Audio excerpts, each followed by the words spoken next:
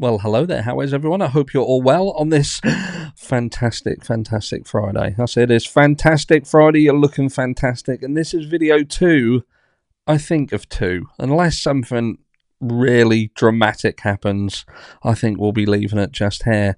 But this is going to be a bit of a room splitter of a video because I feel that it's getting to the point where we have to ask ourselves a real serious question. A very serious question. And maybe some people are already asking themselves, but they just didn't fucking say it. Do you know what I mean? But sometimes we have to. And what I will say is, look, this is just my opinion. This is absolutely my opinion. This is not reflective of anything that is yet to be found in law. Everybody around the case is innocent until they're proven otherwise. But we can all see things. We can all hear things. We can all read things. And the picture isn't looking good. And what am I talking about? I'm talking about the Sebastian Rogers case. Sebastian Rogers is still missing. He's gone. He's vanished. He's not been seen. He's absolutely vanished off the face of the planet. And my personal opinion is this. If this little lad would have gone and left that house of his own volition, someone would have seen him by now. Someone would have seen him. 100%. That's my opinion. I don't believe that we would be this far down the track and there had not been any single sighting of him whatsoever. I don't believe that now for 1 second. I just can't buy it. I'm not buying the resourcefulness. I'm not buying anything.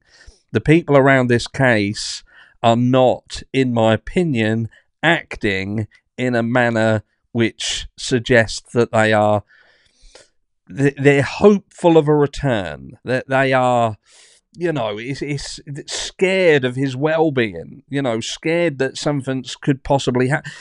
I just don't see any of that. Or what I'm seeing is people who seem to now be going in a different direction, and that is, what can we do in this situation? What can we make out of it? What funds can we raise? What is the latest one? The latest one is trust fund. What can we angle and squeeze out of this situation?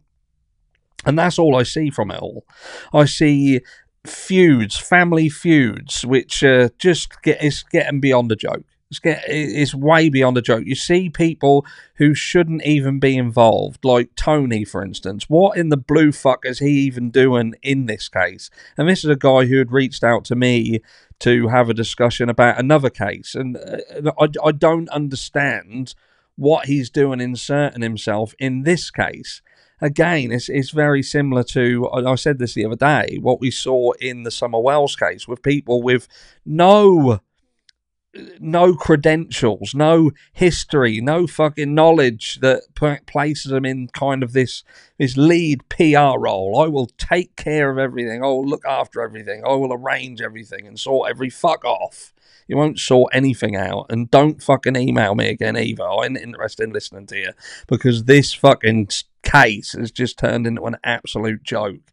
And the real question, what is heading towards us, is going to be who killed Sebastian Rogers.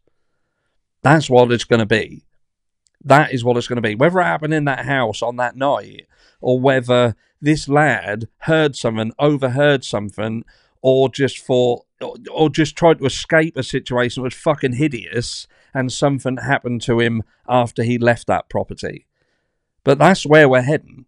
Make no bones about it. That's exactly the direction we are heading, and that is a fucking harsh reality. Because this boy has not been seen by anyone. He was seen going into a house, and he weren't seen coming out.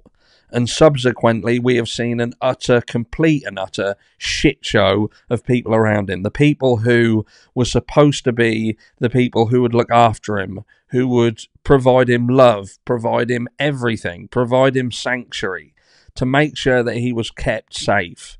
And that didn't happen. Didn't happen. Yet again, another fucking story where the absolute foundation of being parents, being caregivers, was failed again.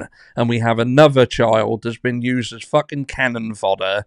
And you're hearing about these stories of, you know, specific types of discipline. And look, I'm all for kinds of discipline where a child need to learn, but there's ways and means of doing it. And we hear far too often that what they do around this is, yeah, sometimes they just overstep the fucking mark, don't they? But Sebastian Rogers is still missing, and they're still trying to squeeze every single dollar out of it that they absolutely can. And in my personal opinion, again, we're heading in that direction where we're now going to have to ask ourselves who hurt the boy, who hurt him, and who knew, and who set wheels in motion to try and deflect attention away from it. And again, in my personal opinion, I feel that something happened in that house that night. And Chris, and the anger that you're seeing is because he is trying to protect and look after what he's got left. And that is the relationship with his wife. That's what this looks like. That's how this comes across to me. When people start pushing and looking in specific directions and raising specific questions, that guy loses shit. We've seen him and the behaviour that he has around people, around females, around, and it's not looking good. It ain't looking good. And look, I don't know anything. I don't know. All I do know is that statistically, when a child is hurt or goes missing, it's more often than not the very closest people to that child. And we have, right from the very start, an issue. Boy goes into house, never comes out. And then we have the subsequent oddities, such as 3-hour phone calls and trips away and not going to prayer vigils, not going to searches, not helping, and using shit excuses, lame excuses as to why they're not getting involved. And now the cash cows and money starts to become priority. And to me, it just don't look right. It don't look right. It don't sit right. It don't feel right. In my heart, it don't feel right. You see people who have lost their children, who their children are missing, who are hurt, who are genuine, honest people, and genuine, honest people who have not done anything wrong and shouldn't be looked at. They act different. But when you look at all of the people in the past who have made themselves publicly available in the aftermath of a child going missing or being hurt, they all act the fucking same. They all read from the same storybook. And this is playing out no different than the many other cases that we've seen, and we've seen where they concluded as well. And we've got some that are on the back burner that may not ever be concluded. And will this just be another one of those? Who knows? Let me know down below what you think at this stage, because I know what I think. And this ain't going to have a happy ending. Not in reality. The question is whether the people who should be held accountable will be held accountable. And that's it. But I'm out. Take care, look after yourselves, and I'll catch you over the weekend.